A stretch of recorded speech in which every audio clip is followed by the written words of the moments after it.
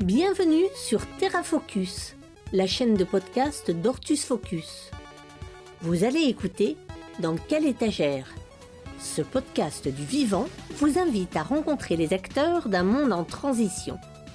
Interviews, reportages ou portraits, c'est de l'actu pensée, parce que ça craint pour la planète. Je suis Isabelle Vauconsant, journaliste, et je tends mon micro pour vous. On y va ? Premier épisode, manger demain, un enjeu de société.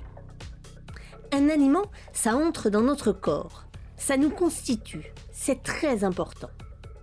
C'est même étonnant que cette question-là soit à la fois si bien et si mal connue, parce que manger peut nous faire beaucoup de bien ou de mal.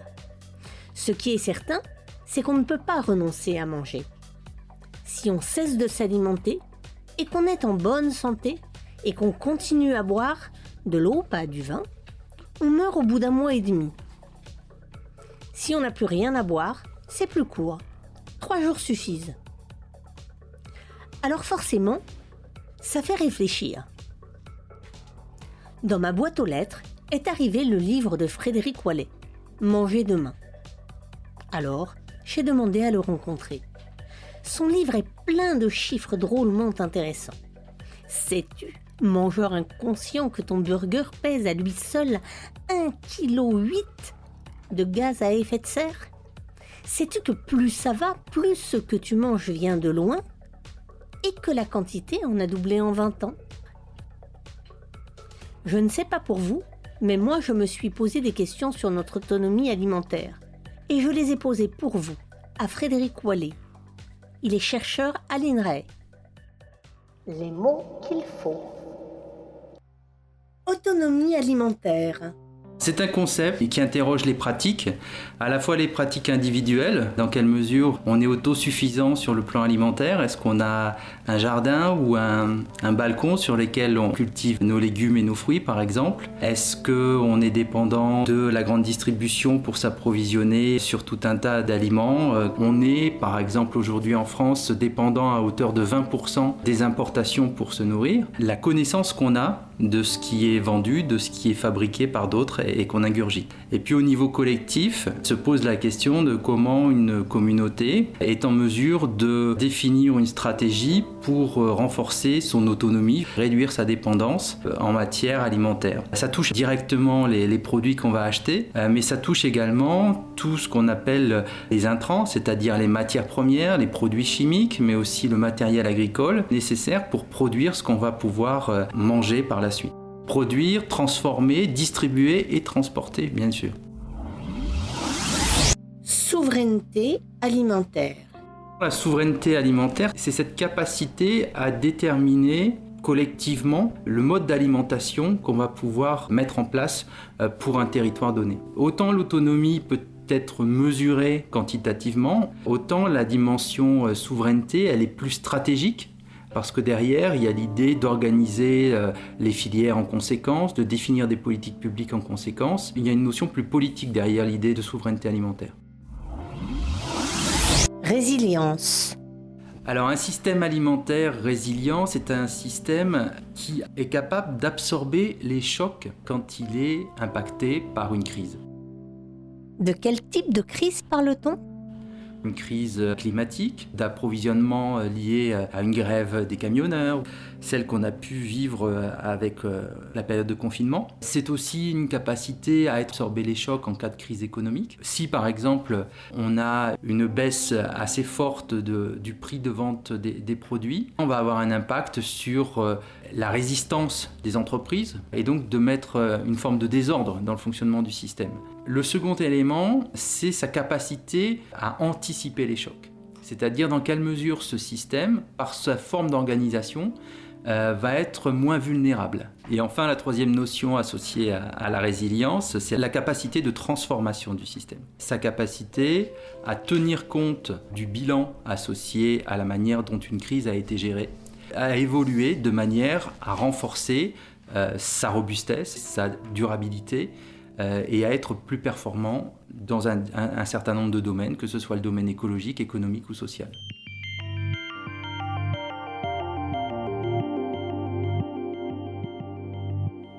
Le Covid, avec toutes les perturbations individuelles, voire même intimes et collectives qu'il a entraînées, a-t-il déréglé la machine ?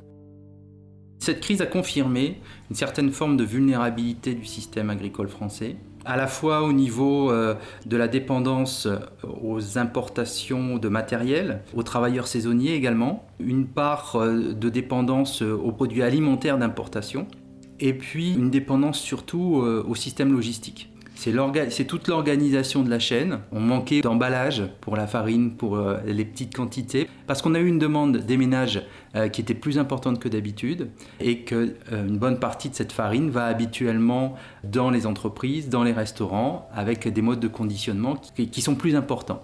Une vulnérabilité du système, mais en même temps une capacité d'adaptation, puisqu'on a globalement manqué de rien pendant cette période. La capacité de résilience, elle a été aussi très forte du côté des circuits courts. On a eu une forte demande et ces agriculteurs ont été en capacité de s'adapter très vite. On a tous rêvé d'un autre monde.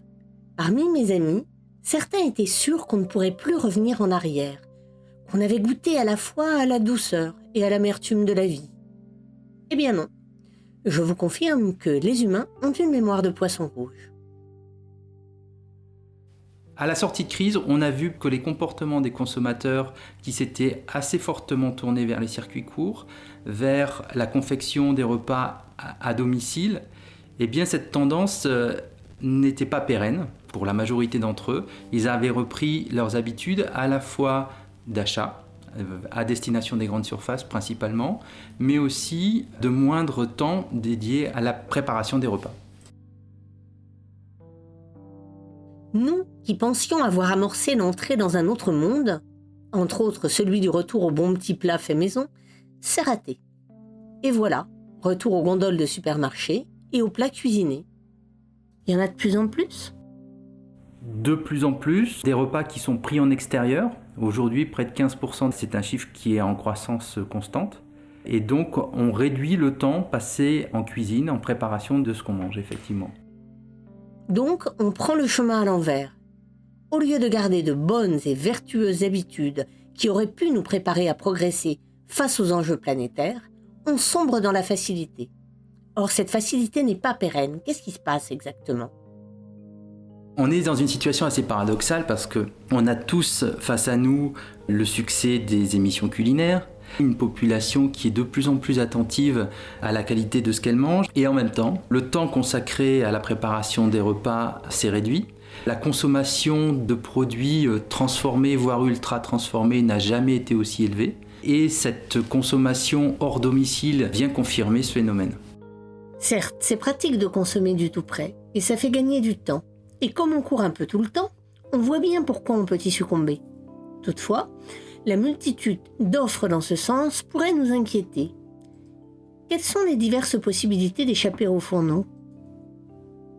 La restauration dans les restaurants, mais aussi la restauration ambulante, l'accès aux food trucks, aux corners et autres échoppes qui fleurissent un peu partout. Donc ça, c'est un premier mouvement de fond qui est vraiment très dynamique. Et puis parallèlement, une autre tendance se fait jour depuis quelques années, qui est le fait de commander son alimentation à l'extérieur et de le manger à domicile.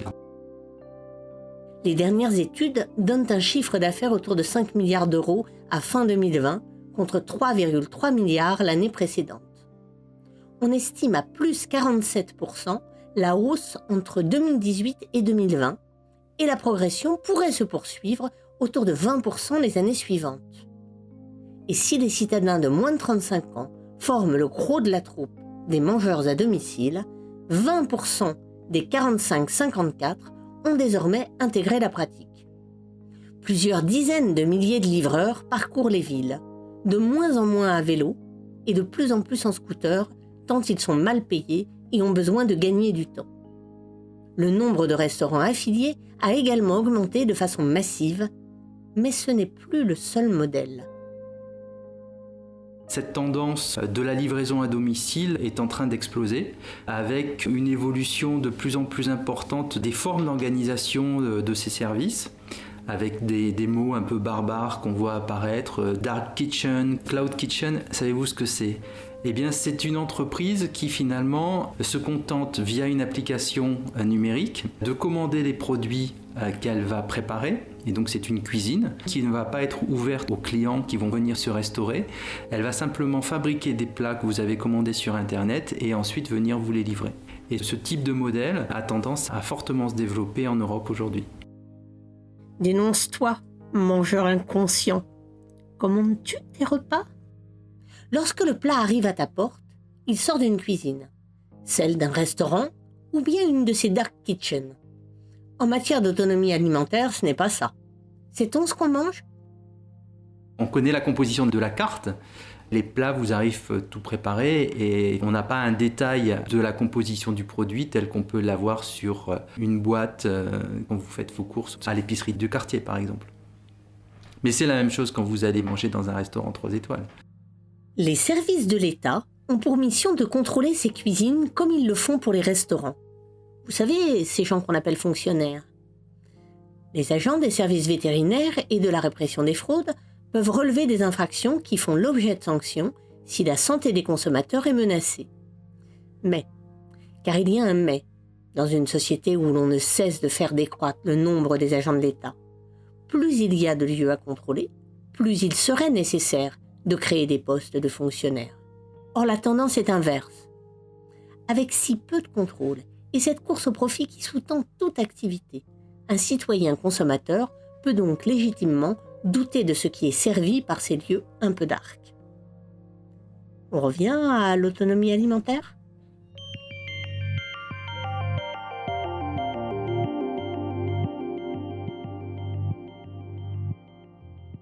Je me suis donc demandé qui perdait des clients, puisque les plats préparés font cette entrée massive dans nos estomacs. Est-ce qu'on mange trop ? Ça c'est sûr, on connaît la réponse. Mais est-ce qu'on mange plus que trop ? Qu'est-ce qui a changé ? Quand on regarde l'évolution de nos assiettes, on voit que la manière dont on se nourrit a considérablement évolué depuis les années 60, ou même les années 80. On consomme une part de viande plus faible par rapport au pic des années 90. On mangera moins de bœuf, mais davantage de poulet et de porc. Le plus souvent, la consommation de viande va être de la charcuterie ou va être de la viande qu'on va retrouver dans un sandwich ou une pizza. On a une explosion également des protéines animales à travers la consommation de produits laitiers, multipliée par 3 par rapport à ce qu'on pouvait consommer dans les années 50-60. De ce fait, on se retrouve avec des protéines animales dans notre alimentation qui sont de l'ordre quasiment du double de ce qui est recommandé par les grands organismes internationaux, par exemple l'OMS. Savez-vous qu'en moyenne, un Français consomme 21 kilos de produits laitiers chaque année, 3 fois plus qu'il y a 60 ans. C'est la grande valse des yaourts, crèmes et autres fromages.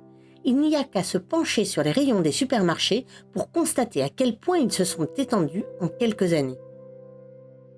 Ça n'est pas anodin, ni anodin pour la santé, puisqu'on a eu une forte augmentation de l'obésité, par exemple en France, qui est aujourd'hui de l'ordre de 18% de la population, alors qu'elle était à peine de 6% dans les années 80. Personnellement, je n'adhère pas à l'idée qu'il faille totalement supprimer les protéines animales de notre alimentation. Par ailleurs, lorsqu'on discute avec des agriculteurs, voire des cueilleurs de plantes aromatiques, ils disent à quel point la présence de troupeaux est importante pour l'entretien de certains espaces, mais aussi pour la sauvegarde des prairies. Mais ne sortez pas le barbecue, en tout cas pas trop souvent.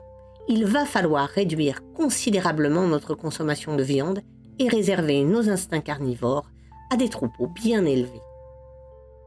Ça a des impacts aussi considérables en matière environnementale, puisque pour nourrir ces animaux qui nous permettent de manger de la viande ou du lait, eh bien on a besoin de les nourrir eux-mêmes avec du foin, mais de plus en plus du soja qu'on fait venir en bonne partie d'Amérique latine.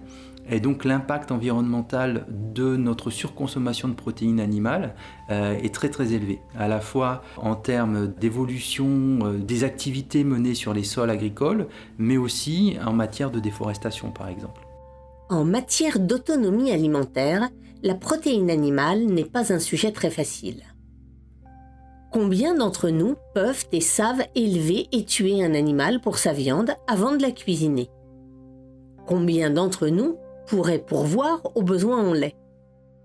Point d'éleveurs, point d'animaux. En matière de souveraineté alimentaire, nous ne sommes pas plus brillants. Surtout si nous consommons plus que ce que nos agriculteurs peuvent produire correctement. Du coup, que fait-on ? On importe du soja et du blé pour alimenter des fermes d'élevage intensif. Or, l'actualité le rappelle de façon criante. Lorsqu'on dépend trop des autres, eh bien, on dépend trop des autres. Dans 12 à 18 mois, selon le président de la République, dans une allocution du 11 mars 2022, nous devrions subir les conséquences de la guerre actuelle entre la Russie et l'Ukraine. L'augmentation des prix du blé devrait indirectement faire augmenter les prix de la viande, des pâtes, des produits laitiers ou encore des œufs. Certes, ce sera pire pour d'autres pays d'Europe ou pour l'Afrique que pour la France. Mais les Français vont réaliser brutalement ce que signifie une perte de souveraineté dans la production alimentaire. Et il n'y a pas que la guerre. Le dérèglement climatique et l'effondrement de la biodiversité mettent aussi en évidence les failles de souveraineté alimentaire.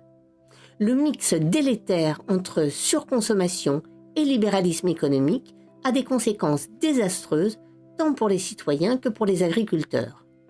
Nos choix alimentaires sont donc à la fois des choix individuels et des choix collectifs, au sens où ils influencent le politique comme l'économique et donc contribuent à dessiner la société que nous voulons. Enfin, il y a la santé. Nous mangeons généralement des produits propres sur le plan sanitaire. Mais propre ne signifie pas bon. Fréquemment sans goût, c'est une atteinte insupportable au plaisir, souvent sans apport nutritif réel, chargé de substances chimiques nocives, indifférent aux saisons, et donc produit et transporté en dépit du bon sens. Le fait de pouvoir avoir accès à tout produit, quelle que soit la période de l'année, il y a des conséquences en termes de dépendance alimentaire vis-à-vis de l'étranger. Si on a des tomates au mois de février, il y a peu de chances pour qu'elles viennent de chez nous, mais qui a aussi des conséquences en termes d'impact environnemental. Parce que ces tomates, si elles viennent de chez nous, ce qui est parfois probable, elles auront été produites sous serre, chauffées, et donc avec un impact environnemental souvent extrêmement élevé. Manger des produits hors saison a un impact environnemental très important, et souvent c'est corrélé avec des coûts d'achat pour le consommateur qui sont très élevés. Si nous voulons tous ensemble être en meilleure santé, ne pas enrichir une économie destructrice de la planète et peu respectueuse des humains, que faire ? La solution, ce serait de faire évoluer les régimes alimentaires pour les rééquilibrer en faveur du végétal, qui ne veut pas dire se passer totalement de viande, mais aller plus vers des régimes type méditerranéen, avec une consommation de viande modérée et de qualité, et une plus grande diversité. Une tendance chez un certain nombre de consommateurs, mais qui n'est pas du tout généralisée, qui se double en fait d'évolutions à l'échelle mondiale qui vont dans le sens contraire. C'est-à-dire que si on dézoome et qu'on se met au niveau de l'échelle mondiale, la consommation de produits carnés a tendance à augmenter. Et donc la pression sur les ressources est de plus en plus forte. Les mesures qui seraient favorables seraient de revoir notre régime alimentaire en développant la consommation de légumes et de fruits qui a eu tendance à s'éroder au fil des années. Sans oublier les phénomènes de surpêche, puisque là aussi on a eu des évolutions massives avec un doublement de la consommation de produits de la mer en France par exemple depuis les années 60, qui a aussi des impacts très forts sur les écosystèmes maritimes.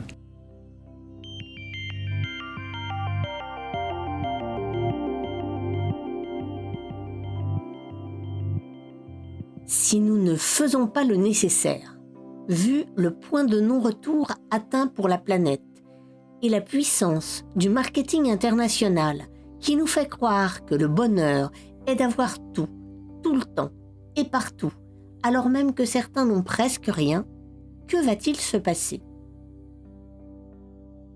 C'est une question qu'on aborde dans l'ouvrage Manger demain. L'hypothèse qu'on fait, c'est que l'impact d'une crise du système serait assez différent pour les individus en fonction de leurs conditions sociales. Parce que la capacité de production à l'échelle mondiale, elle est tout à fait suffisante pour nourrir 8 ou 10 milliards d'individus. Ce sont les conditions d'accès à cette alimentation qui posent question. La FAO, c'est-à-dire l'Organisme des Nations Unies pour l'alimentation, a montré que sur la période de la crise Covid de 2020, les prix alimentaires avaient en moyenne augmenté à l'échelle mondiale de 40%. C'est-à-dire que pour chaque individu, on paye, on le voit dans les rayons, on paye plus cher ce qu'on peut mettre dans nos assiettes. Et donc forcément, ce sont les populations les plus démunies qui vont être les plus frappées. Si on a la possibilité de se nourrir en produits de qualité, de proximité, les volumes de production qui sont disponibles ne vont pas poser de problème. La grande difficulté, c'est effectivement comment nourrir cette masse de population avec des niveaux de revenus parfois faibles ou très faibles dans une situation de tension du système alimentaire mondial. Vous nous parlez là de répartition des richesses et de choix de société. L'alimentation est bien sûr un élément central de la vie des populations. Où en êtes-vous ? Il y a des réflexions qui se font jour aujourd'hui autour de l'introduction de l'alimentation comme un droit fondamental des populations, allant jusqu'à s'interroger sur la possibilité de mettre en place une sécurité sociale alimentaire, telle qu'on a pour les retraites ou la maladie, avec des conditions particulières. Le modèle qui est en train d'être pensé aujourd'hui, ce serait une dotation de 150 € par mois, et avec l'obligation de dépenser ces euros auprès d'agriculteurs ou d'une chaîne de fabrication alimentaire qui pourrait nous garantir la durabilité des modes de production et de transformation des produits. Ce qui permettrait de mettre en place un système qui serait vertueux à la fois pour le consommateur, qui aurait la garantie de la qualité de ce qu'il mange, mais aussi d'une rémunération des acteurs de la filière alimentaire à hauteur des efforts qu'ils peuvent faire pour contribuer à rendre le système le plus durable possible. Un système vertueux comme celui-ci ne peut pas se mettre en place sans un soutien massif de l'État. On attend de l'État qu'il assure la protection et le bien-être à ses concitoyens. On parle de souveraineté alimentaire et donc de stratégie nationale et internationale. Quel est le rôle des États dans le système actuel ? Un pays comme la France s'est engagé depuis 1962 dans la construction d'une politique agricole à l'échelle européenne, politique agricole commune. L'objectif de la PAC au départ, c'était de lutter contre le risque de déficit alimentaire des populations et de construire la souveraineté alimentaire de l'Europe avec une réorganisation de l'ensemble des filières, une montée en puissance de la capacité productive des agricultures dans tous les pays de l'Europe à l'époque, ils étaient 6. Et cette capacité de production plus importante a été réalisée dès les années 70. C'est-à-dire que dès les années 70, l'Union européenne était souveraine, avait la capacité de s'auto-nourrir. Suite à cette situation, on est entré dans un modèle de surproduction, d'où la mise en place de systèmes de type quota laitier par exemple, et puis la volonté de faire de l'Europe une grande puissance agricole et agroalimentaire à l'échelle mondiale, avec une visée exportatrice très forte. Donc aujourd'hui, les États de l'Union européenne sont pris dans cette organisation et sont pris aussi dans un certain nombre d'accords internationaux négociés au sein de l'OMC, qui sont des accords principalement fondés sur des logiques libérales de mise en concurrence des agricultures à travers la planète.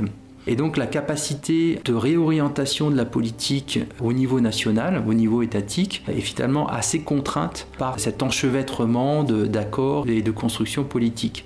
Ça n'empêche pas de voir une politique comme la politique agricole renforcer de plus en plus les mesures agro-environnementales, c'est-à-dire les mesures qui font corréler l'obtention d'aide avec des pratiques plus favorables à l'environnement.